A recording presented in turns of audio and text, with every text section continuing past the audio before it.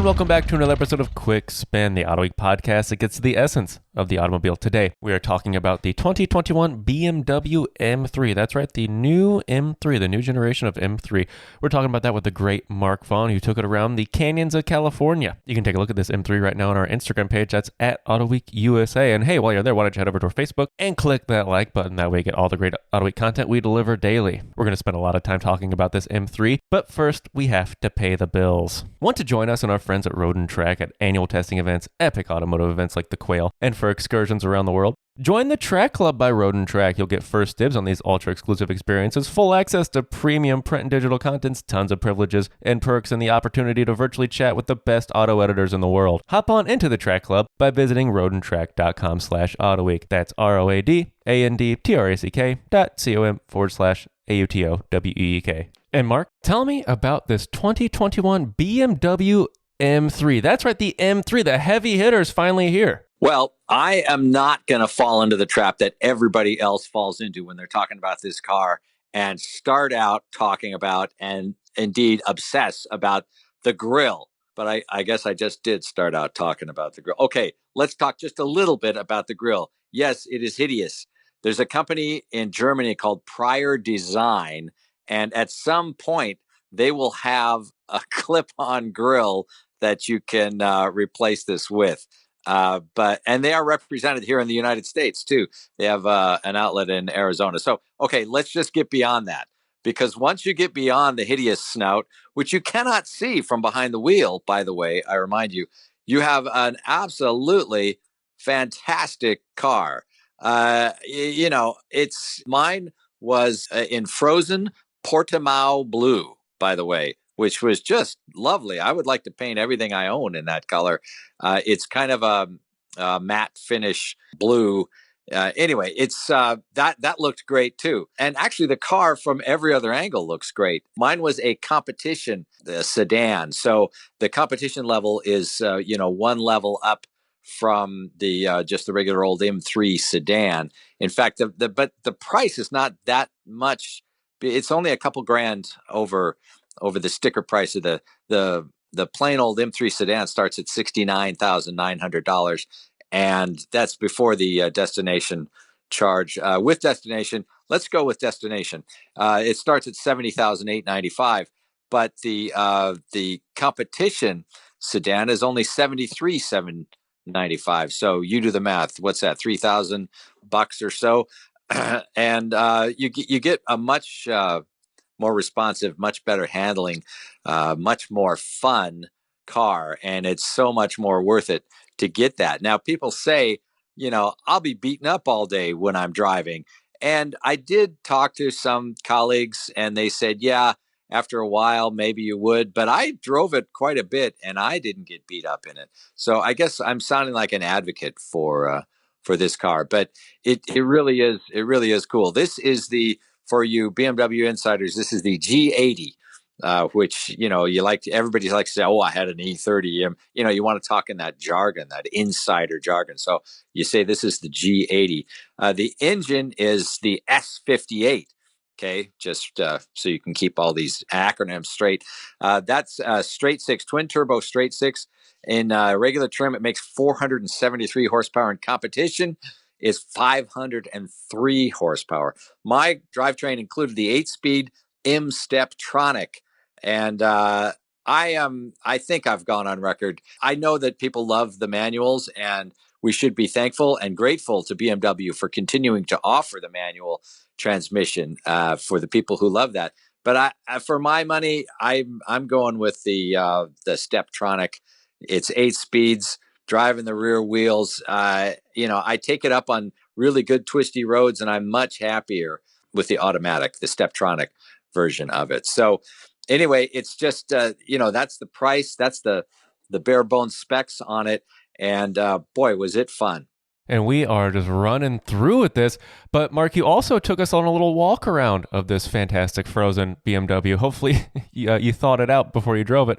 But we're going to go to your walk around right now. Okay, we are here with the brand new BMW M3 in competition trim. Let's start at this is the walk around portion, by the way. Let's start at the back of the car. And first of all, I got to say, I love the paint. It's called Frozen Portimao Blue, and it looks really cool. It's a deep, sort of a matte finish. Looks great. I've got a lot of carbon trim on this. There's a carbon fiber spoiler, carbon fiber valance underneath, the 4 exhaust ports there in the back. If you look down the side from the back of the car, you see the body kind of folds itself inward, and the fender flares sort of jut out from the side to give it that competition look. Down the side of the car, there's what they call a skateboard. It's like a rocker panel that actually runs from the front all the way around the back, down the side and to the back, sort of a styling cue along with an aerodynamic advantage there. It's got nice wheels on it, wrapped, as they say, in Michelin Pilot Sport 4S tires. I have the combination, being the competition one, I have the 19s in front, 19-inch wheels in front, and 20s in the back. The base car, I think it's 18 and 19 on the on it. It has a carbon fiber roof, very nice. Okay, walking around here to the front of the, oh my god, is that a front end? That is a snout, man. Those are nostrils. That is scary. Yes, there you go. Okay, so what can you do with this front end? You know, there's been a lot said, a lot written. Go to Road and Track and read my story on BMW design, and you'll get an idea about this. Now, I will say that all of these slats on the front are at least open, except the middle one where the license plate goes and blocks whatever airflow you were going to get. But it's made for a European license plate, which is long and wide and skinny. And here in the States, we have big fat plates, so I don't know if that would actually block any airflow and make a problem. Maybe not. But they did remove the chrome trim from around these nostrils, which makes it a little more bearable. And the hood kind of, if you look at the lines on the hood, the shape of the hood, it flows forward into these large openings, and at least that makes sort of design sense. So if you can stand not looking at it from the front, the rest of it looks really cool. So that's the walk around. Let's get in and see what it's like.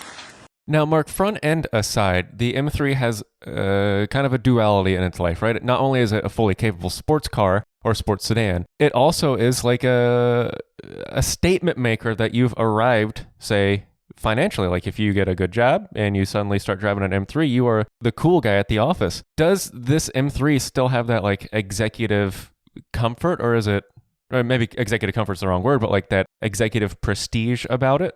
Well, I'm sure that a lot of buyers look for that. A lot of people buy Mercedes Benzes, and a lot of people buy cars just to try to impress total strangers as they're driving down the street. I completely fail to understand why you would want to impress total strangers or even the neighbors or anybody.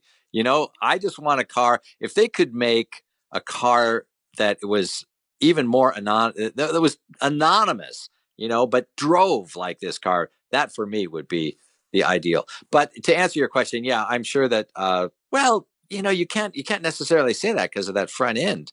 You know, if you're scaring children while driving down the street, are you impressing anybody? I don't know.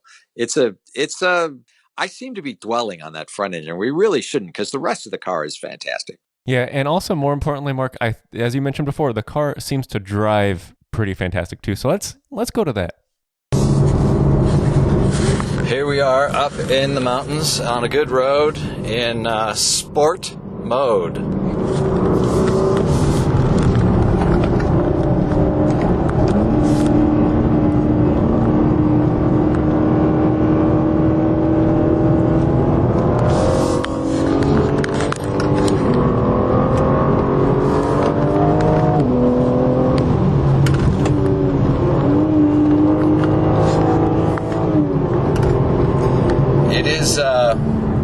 it remains comfortable even when it is exhibiting its tremendous grip and power and balance. It's unique in that regard. It's a lot of fun.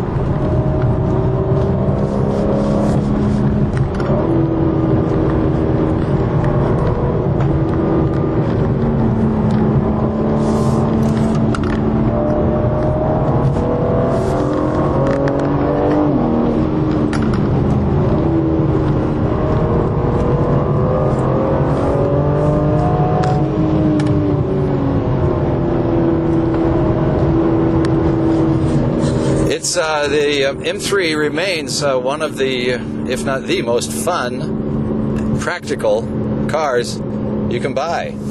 All these electronic controls, I've been lucky enough to have driven all of the M3s, and while certainly one of the E30 M3s at the Nürburgring stands out in my memory as a particularly well-balanced, well-tuned, nicely set up, perfect little car. This, in its own modern way, with electronic help and bigger tires, beefier brakes, everything that the modern age and all those advancements in engineering and metallurgy have offered, is all present here, and yet it still maintains its own distinct character.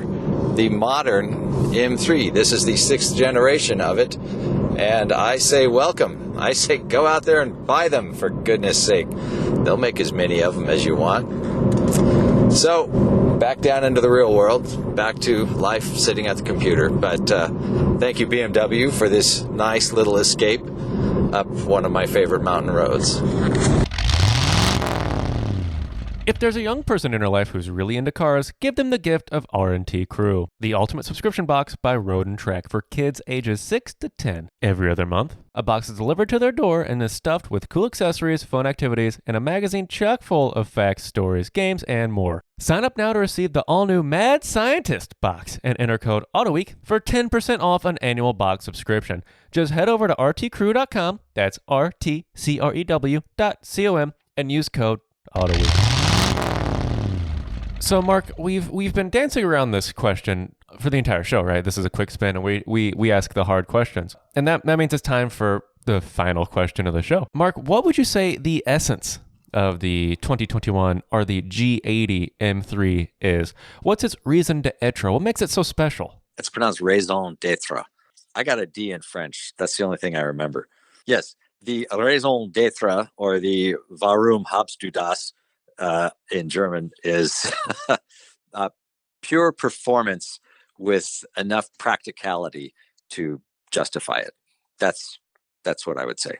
Well, that is surprisingly succinct from the great Mark Vaughn, but I couldn't agree more. It sounds like it's living up to that as well. But I think that puts a pin in it for today. Mark, thank you for having to drive this M3. Really appreciate it. I know it's a rough job out there, but we really appreciate it over here in freezing Detroit. I do it for the listeners. And speaking of listeners, if you could, please head over to the Apple Podcast Store wherever you listen to this bad boy, and please drop a little review. We really appreciate it. I'll give you a quick shout out when I find it, and let me know if you do leave a review and I don't see it, because I would like to give you a shout out. And also, hey, while you're cruising around on the internet, why don't you head over to our Facebook page and click that like button. That way you get all the great content Autoweek delivers daily. And I know I just said this, and I say this at the end of every episode, but I can't stress this enough. Without your listenership, none of this would be possible. So thank you for listening.